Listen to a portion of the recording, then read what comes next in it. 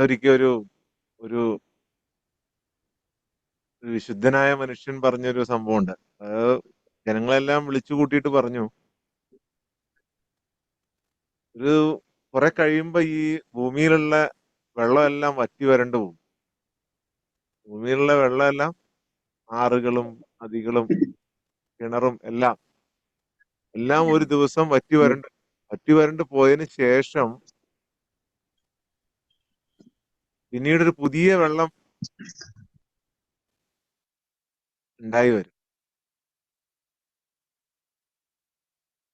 ഭൂമിയിലുള്ള എല്ലാ വെള്ളവും വറ്റി വരണ്ടു പോകും. അതിനുശേഷം പുതിയൊരു വെള്ളം ഉണ്ടായി വരും.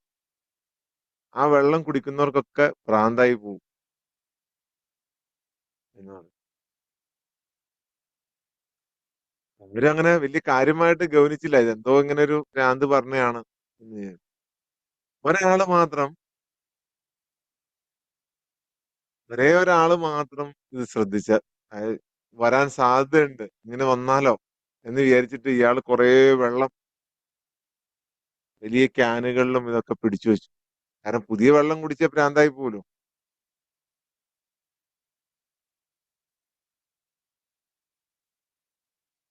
അങ്ങനെ ഒരു ദിവസം ഈ പറഞ്ഞ പോലെ തന്നെ സംഭവിച്ചു. വെള്ളമെല്ലാം വറ്റി വരണ്ടു പോയി. അടുത്ത ദിവസം തന്നെ പുതിയ വെള്ളം വരികയും ചെയ്തു. എല്ലാവരും അത് കുടിച്ചു.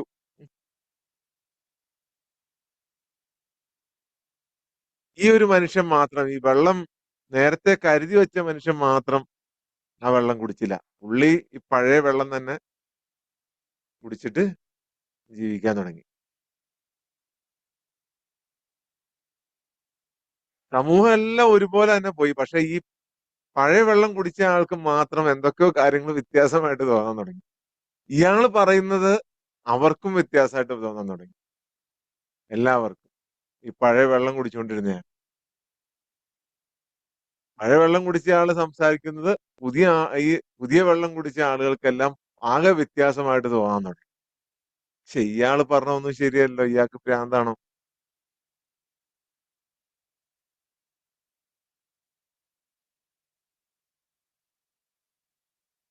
അങ്ങനെ ഇയാള് തന്നെ സ്വയം ആലോചിക്കാൻ തുടങ്ങി, ഇതെന്താ പ്രശ്നം, ഞാനിങ്ങനെ ഒറ്റപ്പെട്ടു പോവാണ്. ഞാൻ പറഞ്ഞത് ഇവര് പറഞ്ഞത് തമ്മിൽ ഒന്നും മാച്ചാവണല്ലോ. ലാസ്റ്റ് ഇയാൾക്ക് ഒറ്റപ്പെടൽ സഹിക്കാൻ പറ്റാതെയായി. ഇയാൾ എന്ത് ചെയ്തു? പുതിയ വെള്ളം എടുത്ത് കുടിച്ചു. പിന്നെ എല്ലാ ആൾക്കാരും പറഞ്ഞു, ആ, അയാൾക്ക് ഭ്രാന്ത് മാറി. പിന്നെ ഇയാള് നോർമലായി. ഇതുപോലെയാണ് നമ്മളുടെ അവസ്ഥ. മനുഷ്യന്റെ മനുഷ്യന്റെ നേച്ചർ, മനുഷ്യൻ എങ്ങനെയാണ് സൃഷ്ടിക്കപ്പെട്ടത്, മനുഷ്യൻ എങ്ങനെയാണ് ജീവിക്കുന്നത്, മനുഷ്യൻ എങ്ങനെയാണ് ജീവിക്കേണ്ടത്, മനുഷ്യന്റെ സന്തോഷത്തിന്റെയും സമാധാനത്തിന്റെയും സങ്കടങ്ങളുടെയും സന്താപങ്ങളുടെയും വിഷമങ്ങളുടെയും സങ്കടങ്ങളുടെയും ഒക്കെ റൂട്ട് എന്താണ്, അത് എവിടെ നിന്നാണ് തുടങ്ങുന്നത്, എവിടെയാണ് അവസാനിക്കുന്നത്, എല്ലാം മനുഷ്യർക്ക് അറിയാം. പക്ഷെ മനുഷ്യര് ഈ പുതിയ വെള്ളം കുടിച്ചുകൊണ്ട് എല്ലാരും അതേ ലെവലിൽ തന്നെയാണ് പോകുന്നത്. ഓരോ കാലഘട്ടത്തിനനുസരിച്ച് ഈ വെള്ളം മാറിക്കൊണ്ടിരിക്കും. 50 വർഷം മുമ്പുള്ള വെള്ളമല്ല ഇപ്പോഴത്തെ വെള്ളം. ഇപ്പൊ റോബോട്ടിക് വെള്ളമാണ്, ആർട്ടിഫിഷ്യൽ ഇന്റലിജൻസിന്റെ വെള്ളമാണ്, റീൽസിന്റെയും ഷോർട്ട് വീഡിയോസിന്റെയും ഇൻഫർമേഷനുകളുടെയും കുത്തൊഴുക്കിന്റെ വെള്ളമാണ്. ഇതിനു മുമ്പ് വേറെയായിരുന്നു. അതിനു മുമ്പ് വേറെയായിരുന്നു. നാച്ചുറലി മനുഷ്യൻ പൂർണ്ണമായിട്ടും എന്താണ് എന്ന് ജസ്റ്റ് ഒന്ന് തിരിച്ചറിഞ്ഞു കഴിഞ്ഞു കഴിഞ്ഞാൽ പിന്നെ അവന് സന്തോഷം തേടി നടക്കേണ്ടി വരില്ല, സമാധാനം തേടി നടക്കേണ്ടി വരില്ല, സമ്പത്ത് തേടി നടക്കേണ്ടി വരില്ല, ഒന്നും തേടി നടക്കേണ്ടി വരില്ല. അത് മാത്രമല്ല, അവന്റെ ജീവിതത്തിൽ സംഭവിക്കുന്നതെല്ലാം അവന് സർപ്രൈസ് ആയിട്ട് തോന്നും. സർപ്രൈസ്. ഒരാള്, നമ്മൾ വളരെയധികം സ്നേഹിക്കുന്ന ഒരാള് നമ്മളെ അറിയിക്കാതെ ഒരു സമ്മാനം വാങ്ങി ഒരു ഒരു ചെറുതാണെങ്കിലും പെട്ടെന്ന് തരുമ്പോൾ ഉണ്ടാകുന്ന ഒരു സന്തോഷമുണ്ട്. അതാണ് ഈ ഗിഫ്റ്റ് കൊടുക്കാനൊക്കെയുള്ള മനുഷ്യന്റെ പ്രചോദനം എന്ന് പറയുന്നത്. ആ ഗിഫ്റ്റ് ജീവിതത്തിൽ എപ്പോഴും കിട്ടിക്കൊണ്ടിരുന്നാലോ കാണുന്നതെല്ലാം ചില ആളുകളുടെ വിഷമം എന്നാന്ന് വെച്ചിട്ടുണ്ടെങ്കിൽ ഞാൻ ആകെ കടത്തിലും ദുരിതത്തിലും ആണ്. അതങ്ങ് തീർന്നു കിട്ടിയിരുന്നെങ്കിൽ എനിക്ക് സന്തോഷം നേടാം. കടമുള്ള മനുഷ്യർ ഒരുപാട് പേരുണ്ടാവുമല്ലോ. കടം ഉണ്ടാകുന്നത് തന്നെ വേറൊരു വലിയ കഥയാണ്. ഒരു ദിവസം പറയേണ്ട കഥയാണ്. കടം ഉണ്ടാകുന്നതും സാമ്പത്തികപരമായി ബുദ്ധിമുട്ട് ഒരു മനുഷ്യന് ജീവിതത്തിൽ നേരിടുന്നത് ഒരു കഥയാ. ഒരു വലിയ അവരുടെ അതായത് ഒരു രോഗം കൊണ്ടോ രോഗത്തിന് വേണ്ടിയല്ല, അതൊരു മനുഷ്യന്റെ അസുഖത്തിന് വേണ്ടിയല്ലാതെ ജീവിതത്തിൽ ഒരിക്കലും കടം ഉണ്ടാവാൻ പാടില്ല. അതും എന്താ അസുഖം? പനിയും തലവേദനയും ഇതുമല്ല. ഒരു വലിയ അസുഖം വന്നു, അത് ട്രീറ്റ് ചെയ്യണം. അതൊരു നിവൃത്തിയില്ലാതെ വന്നുപോയി. ആ ഒരു സാഹചര്യത്തിൽ അല്ലാതെ വേറൊരു മനുഷ്യന് കടം ഉണ്ടാവാൻ പാടില്ല. എങ്ങനെയാണ് കടം ഉണ്ടാകുന്നത്? അന്നന്നത്തെ അന്നത്തിന് വേണ്ടിയിട്ട് ആരും കടം വാങ്ങിയതായിരിക്കില്ല എന്തായാലും. ഒന്നുമില്ലെങ്കിൽ മൊബൈൽ വാങ്ങാനോ, അല്ലെങ്കിൽ അവരെ മറ്റുള്ള എന്തെങ്കിലും മറ്റുള്ളവർക്കുണ്ട് എന്ന് തോന്നുന്നത് എനിക്ക് ഉണ്ടാവണം എന്നുള്ള ആഗ്രഹത്തിൽ അത് അവര് പോലും അറിയാതെ എന്റെ ആഗ്രഹമാണ് എന്ന് വിചാരിച്ച് ചെലവഴിക്കും. ഡിസിപ്ലിൻ ആണ്. ഡിസിപ്ലിൻ എന്ന് പറയുന്നത് അച്ചടക്കം. ഇനിയും ഇപ്പൊ കടമുള്ള ആൾക്കാരാണേലും ഇനി നാളത്തേട്ട് മാറ്റാനാണെങ്കിലും അവരുടെ മുമ്പിൽ ഒരൊറ്റ മാർഗ്ഗമുള്ളൂ. ലൈഫിൽ ഡിസിപ്ലിൻ ഉണ്ടാകുക എന്നുള്ളത് മാത്രം. ഡിസിപ്ലിൻ ഉണ്ടായാൽ ഓട്ടോമാറ്റിക്കലി ആ കടം തീർക്കാം. അതിന് വലിയ ജോലി ചെയ്യണമെന്നോ അല്ലെങ്കിൽ വലിയ അയാൾ ഇപ്പൊ ഉള്ള ഇതിൽ നിന്നെല്ലാം മാറി വേറെ എന്തെങ്കിലും വലിയ സമ്പത്ത് നേടാൻ പോണമെന്നൊന്നുമില്ല. അയാൾ ചെയ്യുന്ന ആ പ്രവൃത്തിയിൽ നിന്നുകൊണ്ട് തന്നെ വീടാവുന്ന ഒരു കട അയാൾക്ക് ഉണ്ടാവുള്ളൂ. പക്ഷെ അതിന് ഫസ്റ്റ് ഡിസിപ്ലിൻ വേണം. കടം വീടുന്നത് വരെ ഉള്ള എക്സ്പെൻസുകൾ, വരവ് ചെലവ് കണക്കുകൾ എല്ലാം അന്നന്ന് ഒരു ബുക്കിൽ എഴുതി വളരെ കൃത്യമായി മാനേജ് ചെയ്താൽ ഏതൊരാൾക്കും 1 വർഷം അല്ലെങ്കിൽ 2 വർഷം കൊണ്ട് അവന്റെ കടം വീട്ടാൻ പറ്റും. ആ 2 വർഷം അവൻ ഡിസിപ്ലിൻഡ് ആയിരിക്കണം. 100% ഡിസിപ്ലിൻ. വാങ്ങേണ്ടത് എന്താണ്, വാങ്ങേണ്ടാത്തത് എന്താണ്, അത് മാത്രമേ മാർഗമുള്ളൂ. അല്ലാതെ ടക്ക് എന്ന് കാണിക്കുമ്പോഴത്തേക്കും കടമെല്ലാം മാറിപ്പോട്ടെ എന്ന് പറഞ്ഞ് മാറിപ്പോകാൻ പറ്റുമോ? ഇനി അത് തീർത്തിട്ടേ ഞാൻ സന്തോഷിക്കുള്ളൂ എന്ന് പറഞ്ഞു കഴിഞ്ഞാൽ അതും ഇമ്പോസിബിൾ ആണ്. അങ്ങനെ വിചാരിച്ചു കഴിഞ്ഞാൽ കടം തന്നെ തീരൂല. ഇതെല്ലാം ഈ കടങ്ങളല്ല ജീവിതത്തിൽ ഉണ്ടാകുന്നതെല്ലാം ഞാനെന്ന ഭാവത്തിൽ നിന്നാണ് ഉണ്ടാകുന്നത്. ഞാനെന്ന ഭാവം. ഞാൻ ഞാൻ എന്തോ ആണ്.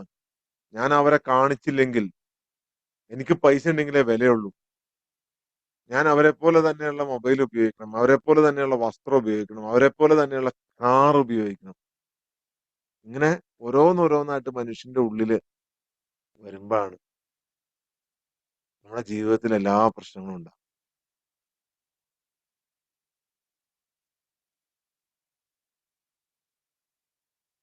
നിങ്ങൾക്ക് ഇന്ന് ഞാൻ പറയുന്നത് ഇന്ന് രാവിലെ നമ്മൾ ഉറക്കത്തിൽ നിന്ന് എഴുന്നേറ്റ് വന്നിരിക്കുകയാണ്.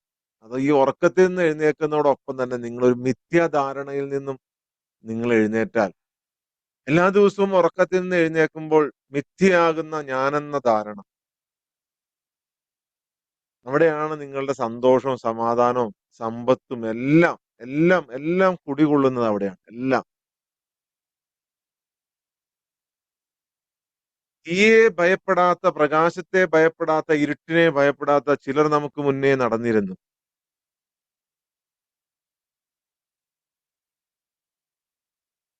തന്റെ ആത്മാവിന്റെ കണ്ണാടിയിലേക്ക് സൂക്ഷ്മമായി നോക്കിയ ആളുകൾ. ആത്മാവിന്റെ കണ്ണാടിയിലേക്ക് നോക്കിയ അവരൊന്നും അവിടെ ആരെയും കണ്ടില്ല. നിത്യതയുടെ അനന്തതയുടെ ഒരു പ്രതിഫലനം മാത്രമാണ് കണ്ടത്. അനന്തമായി പോകുന്നതിന്റെ. ഒരു അനന്തതയെ തിരിച്ചറിഞ്ഞ അന്ന് അവരുടെ വ്യക്തിത്വം കത്തി നശിച്ചു. അവർക്ക് മനസ്സിലായി ഞാൻ സത്യത്തിന്റെ ഭാഗമാണ്. ഞാൻ സത്യത്തിന്റെ ഭാഗമാണ്. പലരും പറഞ്ഞു ഞാൻ തന്നെ സത്യമാണ് എന്ന് വിളിച്ചു പറഞ്ഞ ആളുകളുണ്ട്. അവരത് അഹങ്കാരം കൊണ്ട് പറഞ്ഞതല്ല. അല്ലെങ്കിൽ അവർക്ക് ഭ്രാന്തായിട്ട് പറഞ്ഞതല്ല. അവരതിനെ മനസ്സിലാക്കി. മരിക്കുന്നതിന് മുമ്പ് മരിച്ചുപോയവരുടെ ശബ്ദമാണത്. മരിക്കുന്നതിന് മുമ്പ് എന്തായാലും മനുഷ്യൻ മരിക്കും.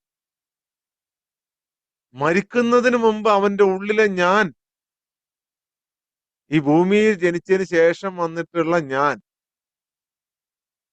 അതിന് പലതും പറയാം. ഈഗോ, അഹങ്കാരം, അഹം,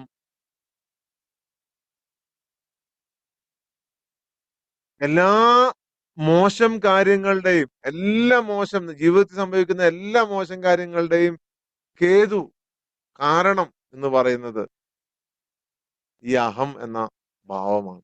അഹംഭാവമാണ്. അല്ലെങ്കിൽ ഞാനെന്ന ഭാവമാണ്. ഞാൻ നേടണം എന്നുള്ള ഭാവമാണ്. എന്ന് ഇപ്പൊ സോജാമം ആ പറഞ്ഞ പാട്ടിന്റെ അവസാനം അവിടെയൊക്കെ നിങ്ങൾ തെരഞ്ഞു. എല്ലായിടത്തും നിങ്ങൾ പോയി നോക്കി. ലോകത്തെ ഏറ്റവും ഞാൻ പറയാറുണ്ട്, ലോകത്തെ ഏറ്റവും പുണ്യമായ ഇടം എന്ന് പറയുന്നത് നമ്മുടെ ഹൃദയം തന്നെയാണ്. ഏറ്റവും പുണ്യമായ സ്ഥലം.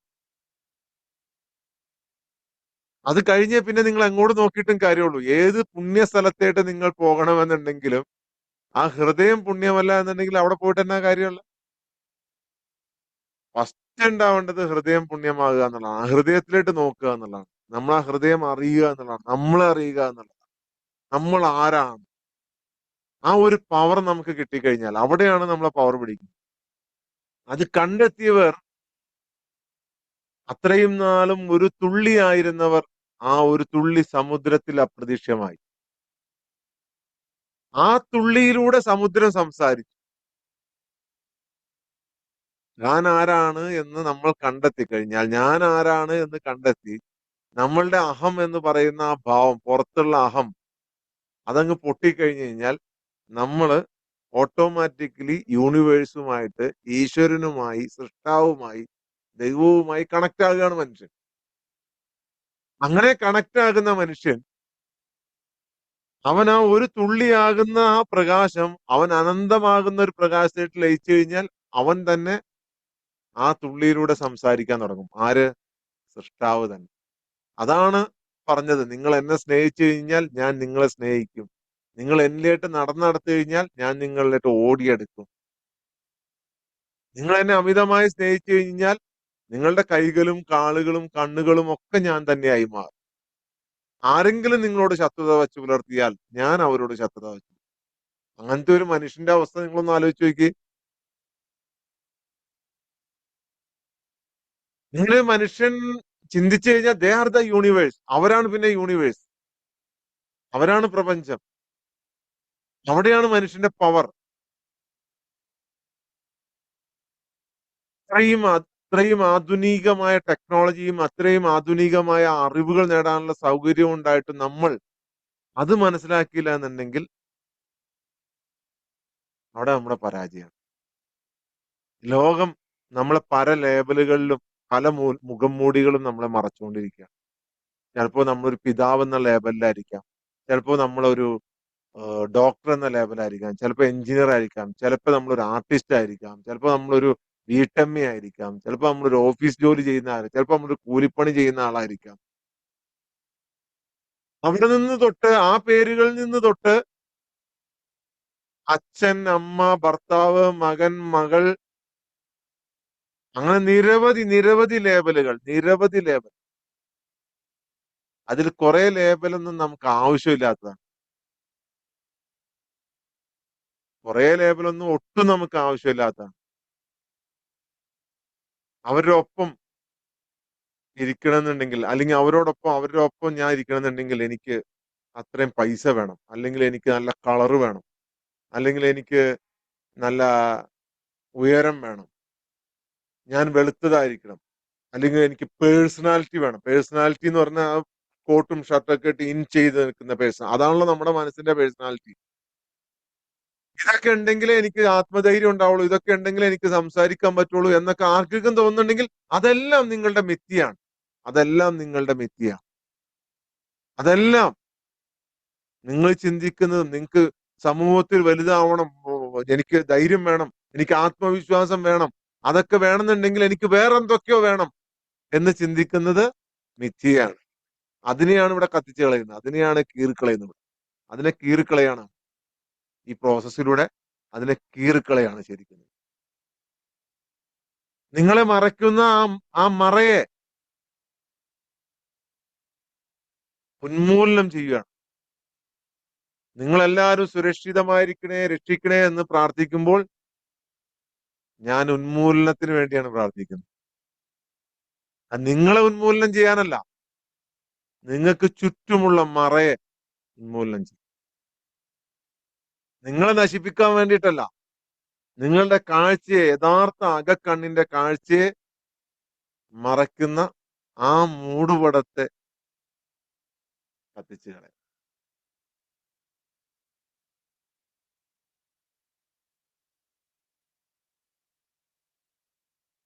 ഞാൻ എപ്പോഴും പ്രാർത്ഥിക്കാറുണ്ട്, സൃഷ്ടാവേ, ദൈവമേ, അള്ളാഹുവേ, എന്നെ എന്നിൽ നിന്നൊന്ന് പുറത്തെടുക്കണേ.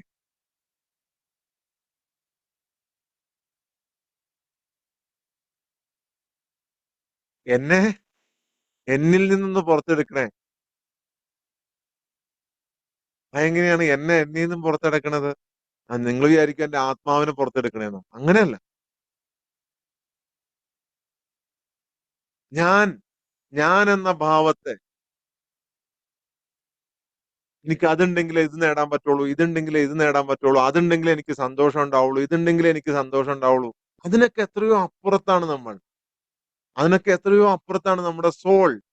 അതല്ലേ ഈ പ്രോഗ്രാമിന് നമ്മൾ സോൾ അവേക്കനിങ് എന്ന് പറഞ്ഞിട്ടിരിക്കുന്നത്. എല്ലാത്തിനും, കടങ്ങൾക്കും, കഷ്ടപ്പാടുകൾക്കും, ബുദ്ധിമുട്ടുകൾക്കും, സങ്കടങ്ങൾക്കും, വിഷമങ്ങൾക്കും, ആങ്സൈറ്റിയും, സ്ട്രെസ്സും, ഡിപ്രഷൻ, ഇതിനെല്ലാം അപ്പുറത്തല്ലേ നമ്മള്. ഇതെല്ലാം അതെല്ലാം മുകളിൽ നിന്നിട്ട് നിങ്ങളൊന്ന് വീക്ഷിച്ചു നോക്കിയേ. നിങ്ങളൊന്ന് മാറി നിന്നിട്ട് സൂപ്പർ പവർ ആയിട്ട് നിന്നുകൊണ്ട്, നിങ്ങളുടെ സോൾ ആയിട്ട് നിന്നുകൊണ്ട് വീക്ഷിച്ചു നോക്കിയേ. ഒന്നും ഒരു വിഷയമല്ല.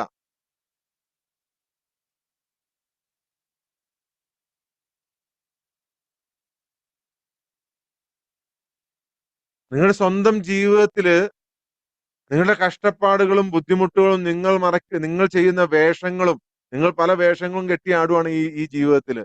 നിങ്ങൾ നിങ്ങളുടെ ഒരുപാട് വേദനകളും ഒക്കെ ഉണ്ടാവും. നിങ്ങളുടെ വിശ്വാസത്തെ കടിച്ചു കീറുന്ന സംശയങ്ങൾ ഉണ്ടാവും. എല്ലാത്തിനും ഇടയിൽ ഒരു കൊടുങ്കാറ്റിനും, ഒരു പേമാരിക്കും, ഒരു ഇടിമിന്നലിനും, ഒന്നിനും സ്പർശിക്കാൻ കഴിയാത്ത നിശ്ചലമായ ഒരു ഇടമുണ്ട്. നിശ്ചലമായ ഒരിടം, ഒന്നുമില്ലാത്തൊരിടം. അവിടെയാണ് അവിടെയാണ് മനുഷ്യനിൽ ഡിവൈനിറ്റി കുടികൊള്ളുന്നത്. ഡിവൈനിറ്റി, ഈശ്വര സാന്നിധ്യം. ആ സാന്നിധ്യമില്ലാതെ ഏത് പള്ളിയിലോ അമ്പലത്തിലോ ഇവിടെ ഒക്കെ പോയിട്ട് നിങ്ങൾ പ്രാർത്ഥിച്ചിട്ടോ ഒന്നും ഒരു കാര്യമില്ല. ഡിവൈനിറ്റി കൂടെ ഉണ്ടെങ്കിൽ മാത്രമേ നിങ്ങൾ പ്രാർത്ഥിച്ചാൽ നിങ്ങൾക്ക് കിട്ടുള്ളൂ. അല്ലാതെ അതുകൊണ്ടാണ് എത്രയോ ആളുകൾ മുട്ടിപ്പായി പ്രാർത്ഥിക്കുന്നത്. എന്തെല്ലാം ഇപ്പൊ സ്വജാമൻ പറഞ്ഞില്ലേ, എന്നെ ദുരിതം മാറ്റണേ എന്നൊക്കെ പറഞ്ഞു, എല്ലാവരോടും പ്രാർത്ഥിക്കാൻ പറഞ്ഞു, ലോകത്തുള്ള മുഴുവൻ മനുഷ്യരോടും എനിക്ക് വേണ്ടി പ്രാർത്ഥിക്കണേന്ന് പറഞ്ഞു. പ്രാർത്ഥിക്കണേന്ന് നിങ്ങൾ പറഞ്ഞതിന് മുമ്പ് നിങ്ങളുടെ ഉള്ളിൽ ഈ പ്രശ്നങ്ങൾക്ക് എല്ലാത്തിനും ഇടയിൽ നിശ്ചലമായ ഒരു സ്ഥലത്ത്, പൂർണ്ണമായും നിശ്ചലമായ ഒരു സ്ഥലത്ത്, അവിടെയാണ് ഡിവൈനിറ്റി, നിങ്ങൾക്ക് ദൈവം തന്നിട്ടുള്ള പവർ കുടികൊള്ളുന്നത്. അത് ആദ്യം കണ്ടെത്തണം. അതുകൊണ്ടാണ് ഈ ലോകത്തുള്ള സകല മതങ്ങളും, സർവ്വമതങ്ങളും, സർവ്വധർമ്മങ്ങളും പറഞ്ഞത് നിങ്ങൾ നിങ്ങളെ കണ്ടെത്തൂ എന്ന് പറഞ്ഞത്. ആ നിശ്ചലമായ ഇടത്തേട്ട് ലഗേജുമായിട്ട് നിങ്ങൾക്ക് കയറാൻ പറ്റൂല. അവിടെ നിങ്ങൾക്ക് ലഗേജിന്റെ ആവശ്യമില്ല. ലഗേജ്, ഒരു കെട്ട് ലഗേജുമായിട്ട് നിങ്ങൾ കയറാൻ നോക്കി കഴിഞ്ഞാൽ നടക്കൂല. ലഗേജ് അവിടെ ഊരിയിട്ടിട്ട് വേണം പോവാൻ. അത് പുറത്ത് ചുമന്ന്, ആ ഭാരം ചുമന്ന്, സങ്കടങ്ങളും വിഷമങ്ങളും ബുദ്ധിമുട്ടുകളും കഷ്ടപ്പാടുകളും, അതും ഇതും, നിങ്ങളുടെ കഥകളും നിങ്ങളുടെ ഹിസ്റ്ററിയും, നിങ്ങൾ ജനിച്ചതും നിങ്ങളുടെ വളർന്നതും, പലരും നിങ്ങളെ അവോയ്ഡ് ചെയ്തതും, നിങ്ങളെ ബുദ്ധിമുട്ടിച്ചതും, നിങ്ങളെ കഷ്ടപ്പെടുത്തിയതും എല്ലാം, അങ്ങനെ 1,000,000,000,000 ലഗേജ് ഉണ്ടാവും നിങ്ങളുടെ കയ്യിൽ. 1,000,000,000 ലഗേജ്. വിഷമിപ്പിച്ചതും, സങ്കടപ്പെടുത്തിയതും, സന്തോഷം തന്നതും, എല്ലാം അങ്ങനെ എല്ലാം എടുത്തോ നിങ്ങള്. എല്ലാം നിങ്ങളുടെ ജീവിതത്തിൽ ജനിച്ച അന്ന് മുതൽ, നിങ്ങൾക്ക് ഓർമ്മ വെച്ച അന്ന് മുതൽ, നിങ്ങൾക്ക് ഓർമ്മ വെച്ച അന്ന് മുതൽ ഈ പ്രസന്റ് ടൈം, ഇന്നലെ വരെ ഉണ്ടായിരുന്ന ലഗേജുകൾ ഉണ്ട് നിങ്ങളുടെ കയ്യില്. ഇന്നലെ വരെ ഉണ്ടായിരുന്ന ലഗേജ് നിങ്ങൾ താങ്ങിക്കൊണ്ട് നടക്കുവാണ്, നിങ്ങൾ ചുമന്നുകൊണ്ട് നടക്കുവാണ്.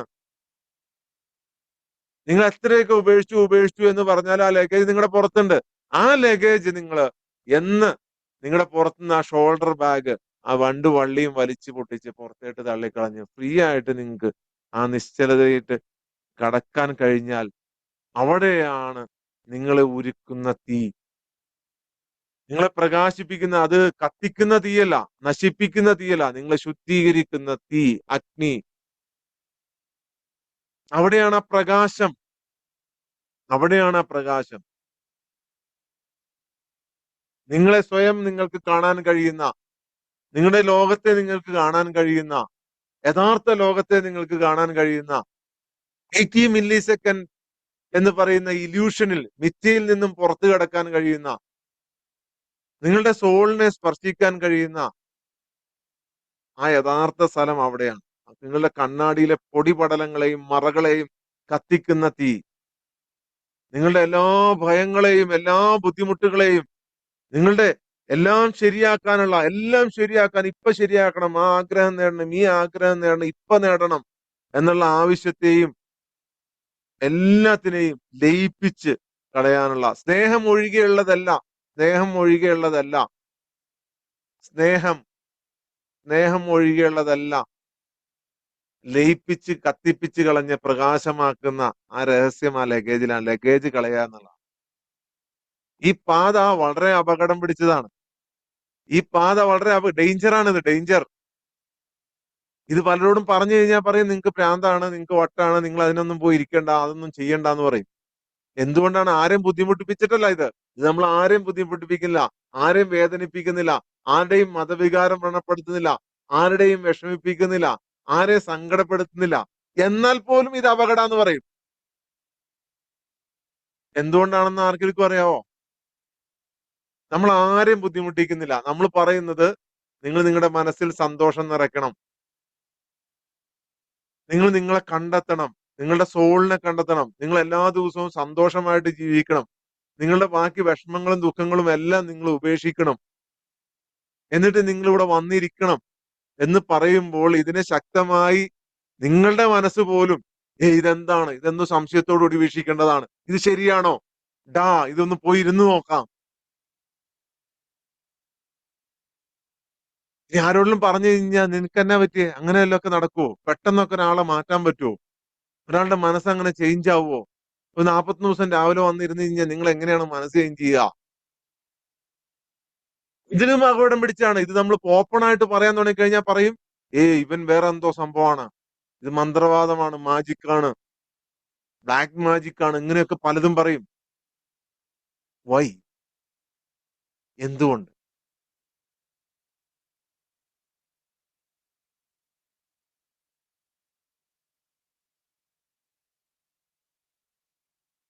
വൈ?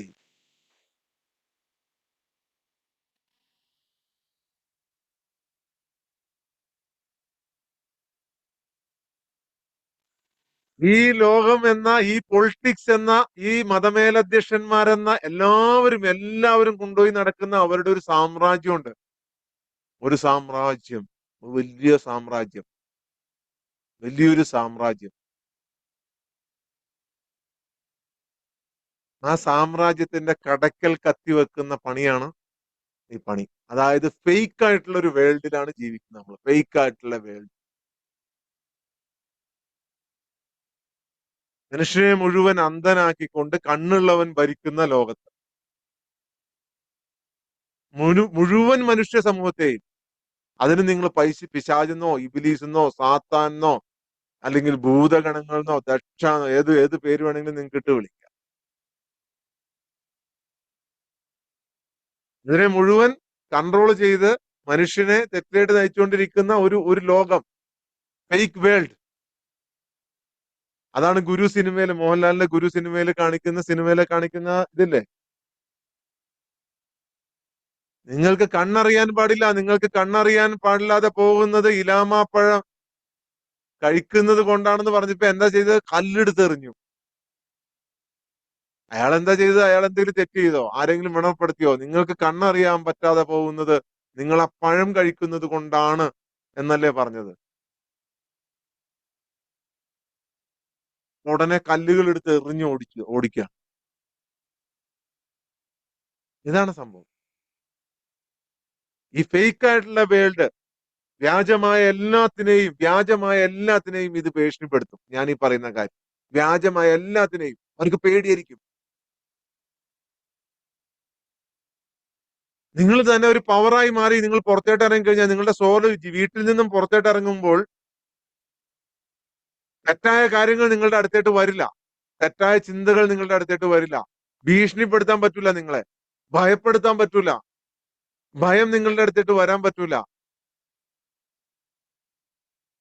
ഭൂരിപക്ഷം മനുഷ്യരും ജീവിക്കുന്നത് അതിലല്ലേ? പൊളിറ്റിക്സ് എന്ന ഭയം, മതവിശ്വാസങ്ങൾ തമ്മിലുള്ള എതിർപ്പ് എന്നുള്ള എതിർപ്പ്, അവരുടെ ഇടയിലുള്ള അടി, ഒച്ചപ്പാട്, ബഹളം, രാജ്യങ്ങൾ തമ്മിലുള്ള അടി, അത് ഡിസ്കസ് ചെയ്തുകൊണ്ട് ജീവിക്കുന്ന സമൂഹം, അതിൽ സംതൃപ്തി കണ്ടെത്തുന്ന സമൂഹം. എന്നിട്ട് അവന്റെ കഷ്ടപ്പാടിലും ബുദ്ധിമുട്ടിലും അങ്ങനെയല്ലേ മനുഷ്യൻ ജീവിക്കുന്നത്? അതിൽ നിന്നൊരു മനുഷ്യൻ രക്ഷപ്പെടുക എന്ന് പറഞ്ഞു കഴിഞ്ഞാൽ അതിൽ നിന്നൊരു മനുഷ്യൻ രക്ഷപ്പെടുക എന്ന് പറഞ്ഞാൽ ആ ഫേക്ക് വേൾഡിനെ ചലിപ്പിച്ചുകൊണ്ടിരിക്കുന്ന ആ ശക്തികൾക്ക് ഇഷ്ടപ്പെടുവോ ഇഷ്ടപ്പെടൂലോ? ലോകാരംഭകാലം മുതൽ ഇഷ്ടപ്പെടൂല. കാരണം അവരുടെ ജീവിതോപാധിയും അവരുടെ ജീവിത മാർഗവും കോടിക്കണക്കിന് കോടികൾ സമ്പാദിക്കുന്നതും ഒക്കെ ഈ ഫേക്ക് വേൾഡിൽ നിന്നുകൊണ്ടാണ്. നിങ്ങളെ ഭയപ്പെടുത്തിക്കൊണ്ടാണ്. പല പല ചികിത്സകളും പല പല ഞാൻ അതിനെ പേരെടുത്ത് പറയുന്നില്ല. പല സ്ഥാപനങ്ങളും പല ആള് ദൈവങ്ങളും ഭൂമിയിൽ ജീവിക്കുന്ന ആൾ ദൈവങ്ങളും എല്ലാരും ജീവിക്കുന്നത് ഇതുകൊണ്ടാണ്. അപ്പൊ ഇതിന്റെ എല്ലാം കടക്കിൽ കത്തി വെച്ചിട്ട് നിങ്ങൾക്കാണ് ഈ പവർ, അവർക്കല്ല എന്ന് പറഞ്ഞു കഴിഞ്ഞാൽ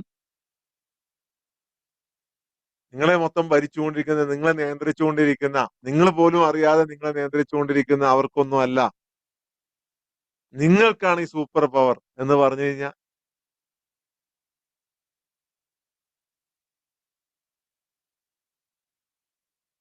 നിങ്ങൾക്ക് ഇപ്പോൾ ഈ നാട്ടിൽ കാണുന്ന സത്യത്തെക്കാൾ കൂടുതൽ നിങ്ങൾക്ക് ആശ്വാസം വേണമെന്നുണ്ടെങ്കിൽ നിങ്ങൾ മുറുകെ പിടിച്ച് ഈ പരിപാടി ചെയ്യും. നിങ്ങളുടെ മനസ്സ് ശാന്തമായിരിക്കണം എന്നുണ്ടെങ്കിൽ, അല്ലാതെ വേറൊന്നും നിങ്ങൾക്ക് എപ്പോഴും ഇവിടെ കാണുന്ന ഫേക്ക് ആയിട്ടുള്ള വേൾഡിനേക്കാൾ കൂടുതൽ നിങ്ങൾ സത്യമാണ് അന്വേഷിക്കുന്നതെന്നുണ്ടെങ്കിൽ നിങ്ങൾക്ക് നിങ്ങളുടെ ആത്മാവിലെ ഓരോ കോശവും എന്താണ് യാഥാർത്ഥ്യം എന്നറിയാൻ, എന്റെ മനസ്സിന്റെ യാഥാർത്ഥ്യം എന്താണ്, എന്റെ വിജയത്തിന്റെ യാഥാർത്ഥ്യം എന്താണ്, എന്റെ മനസ്സിന്റെ ശക്തിയുടെ യാഥാർത്ഥ്യം എന്താണ്,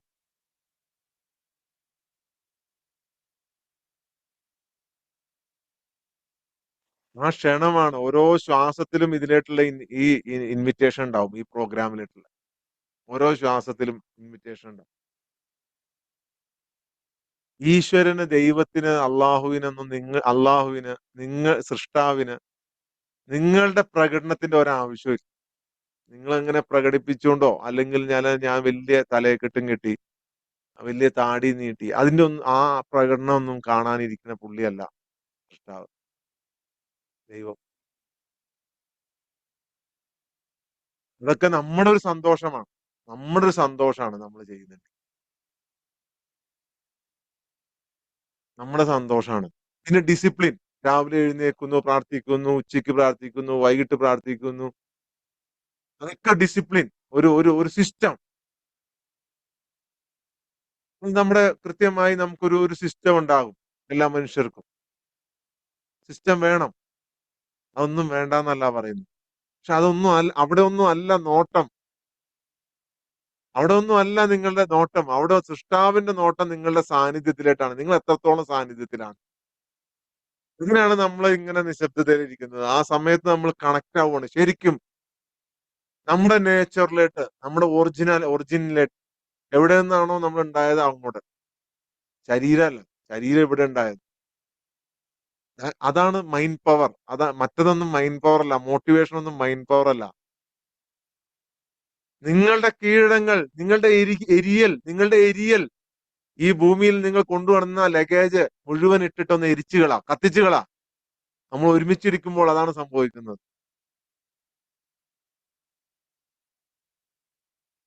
നാവ് കൊണ്ടല്ല നമ്മൾ അന്നേരം സംസാരിക്കേണ്ടത്, ഹൃദയം കൊണ്ടാണ്. ഹൃദയം കൊണ്ട് നമ്മുടെ സോളിൽ നിന്ന്, നമ്മുടെ ആത്മാവിൽ നിന്ന്. ഞാനല്ല അത്, ഞാനല്ല, നീയാണ്, നീയാണ്, ഞാനല്ല അത്. ഞാനിവിടെ ഈ താൽക്കാലികമായ ഭൂമി ഒന്ന് എക്സ്പീരിയൻസ് ചെയ്യണം നമ്മള്. ഭൂമി ശരിക്കും നമ്മളെയാണ് എക്സ്പീരിയൻസ് ചെയ്യുന്നത്. ഭൂമി ശരിക്കും നമ്മളെയാണ് എക്സ്പീരിയൻസ് ചെയ്യുന്നത്, നമ്മളല്ല. നമ്മൾ അനന്തമായി പോകുന്നതാണ്. നമ്മുടെ ആത്മാവിന് മരണമില്ല, നമ്മുടെ സോളിന് മരണമില്ല. ശരീരം മാത്രമേ മരിക്കുള്ളൂ. ലോകത്തുള്ള സകല വിശ്വാസങ്ങളും ഇത് തന്നെയാണ് പറഞ്ഞത്. ഡീപ്പായിട്ട് പഠിച്ചാൽ നിങ്ങൾക്ക് മനസ്സിലാവും. ഡീപ്പായിട്ട് പഠിച്ചാൽ നിങ്ങൾക്ക് മനസ്സിലാവും.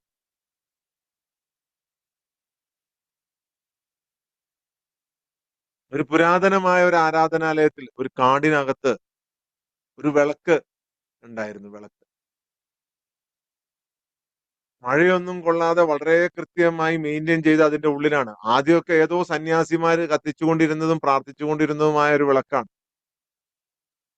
അവസാനം അവരെല്ലാം അവിടെ നിന്ന് പോയപ്പോൾ ആ കാട്ടിലെ ആ വിളക്കും മാടവും അതിനുള്ളിലെ വിളക്കും മാത്രം ബാക്കിയായി.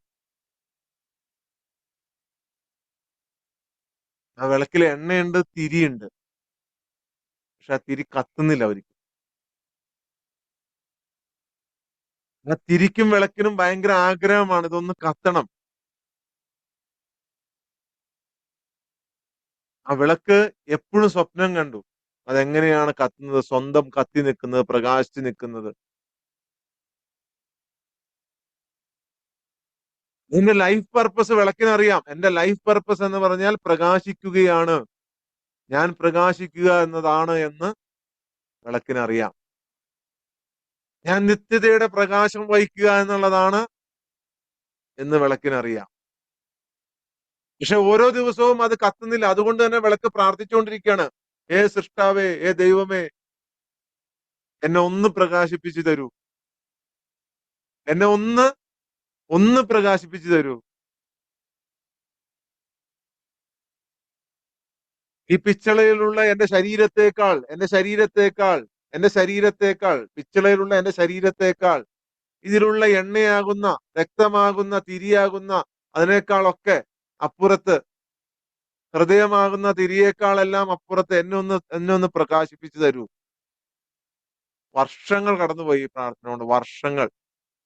വർഷങ്ങൾ. എന്താണ് പ്രാർത്ഥിക്കുന്നതെന്ന് പോലും ഒന്നും സംഭവിച്ചില്ല.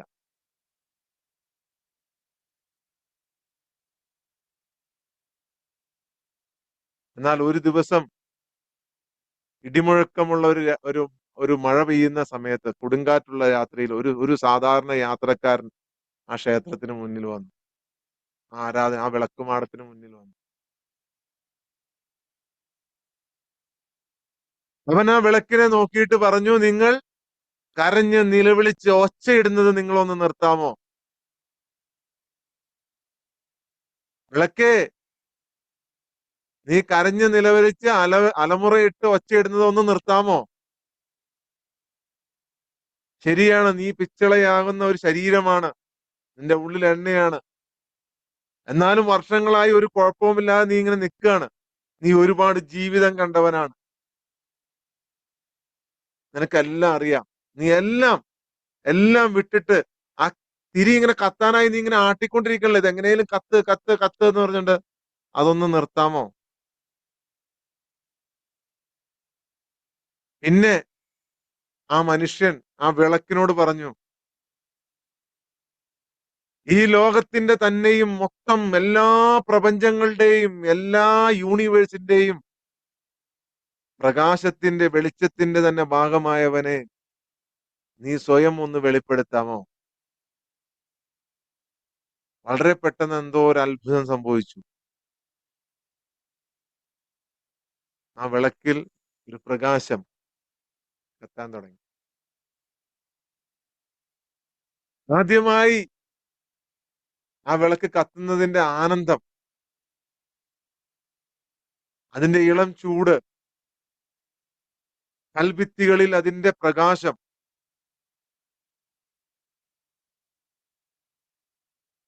അതിനെ തന്നെ പ്രധാനമായിട്ട് തോന്നി. ഉടനെ അത് ഉരുകാൻ തുടങ്ങി. ആ എണ്ണയും ഇതും എല്ലാം.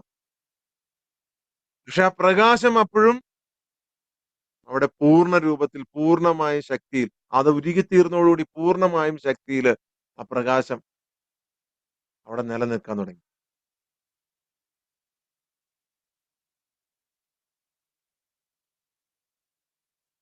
എണ്ണയില്ല, തിരിയില്ല, ബോഡിയില്ല, ഒന്നുമില്ലാതെ അണയാ വിളക്കെന്ന് നിങ്ങൾ കേട്ടിട്ടില്ലേ? അണയാ വിളക്ക്, അതൊരു പ്രതീകമാണ്. അണയാ വിളക്ക്. ഞാൻ പറഞ്ഞ കഥ നിങ്ങൾക്ക് ആർക്കെങ്കിലും മനസ്സിലായോ? നിങ്ങളാണ് ആ ബോഡി, നിങ്ങളാണ് ആ വിളക്ക്. നിങ്ങളുടെ ഉള്ളിൽ ഒരു അണയാത്ത വിളക്കുണ്ട്. പക്ഷെ അത് പ്രകാശിക്കാൻ വേണ്ടിയിട്ട് നീ എല്ലാം വിട്ടുകളയണം, ലഗേജ് എല്ലാം. നീ ആകുന്നത് നിർത്തണം. നീ നീ ആകുന്നത് നിർത്തണം. അപ്പൊ മാത്രമേ നിങ്ങൾ പ്രകാശിക്കുള്ളൂ. ഇപ്പൊ നിങ്ങളുടെ സന്തോഷം ഉണ്ടാവും. എപ്പോ നോക്കിയാലും ആ ഡിവൈനിറ്റി നിങ്ങളുടെ ഉള്ളിലുണ്ടാവും.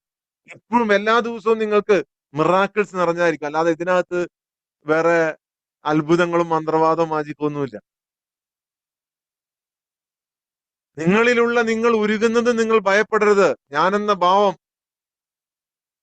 എനിക്ക് സമ്പത്തുണ്ടെങ്കിൽ എനിക്ക് മറ്റുള്ളവർ എന്നെ അംഗീകരിക്കുള്ളൂ. അല്ലെങ്കിൽ മറ്റുള്ളവരുടെ മുമ്പിൽ ഞാൻ എന്തെങ്കിലും ചെയ്യണമെങ്കിൽ ഞാൻ എന്തെങ്കിലുമൊക്കെ ആവണം. എനിക്ക് സൗന്ദര്യമുണ്ടെങ്കിൽ എനിക്ക് ആത്മവിശ്വാസം ഉണ്ടാവുള്ളൂ. അങ്ങനെയുള്ള ഫേക്ക് ആയിട്ടുള്ള തോന്നലുകളെല്ലാം, എല്ലാം എല്ലാം നിങ്ങളുടെ വിഷമങ്ങൾ, സങ്കടങ്ങൾ എല്ലാം എല്ലാം ഇവിടെ ഉപേക്ഷിക്കണം. നിങ്ങളെന്ന ആ ഞാനെന്ന നിങ്ങൾ സ്വയം അപ്രത്യക്ഷനാകുമ്പോൾ സത്യത്തിനോട് നിങ്ങൾക്ക് സത്യത്തിന് സംസാരിക്കാൻ കഴിയും. ഇവിടെ നിങ്ങൾ കാലിയായാൽ മാത്രമാണ് ഈ പ്രകാശം അങ്ങോട്ട് ചൊരിയാൻ പറ്റുള്ളൂ. അവിടെ നിങ്ങൾ കാലിയാകണം. എത്ര പേരുടെ കണ്ണുകൾ തുറന്നു? എത്ര പേർക്ക് ഇത് മനസ്സിലായി? ഓക്കെ, 7 മണിയായി. നമ്മുടെ പ്രോസസ്സിലേക്കാണ്.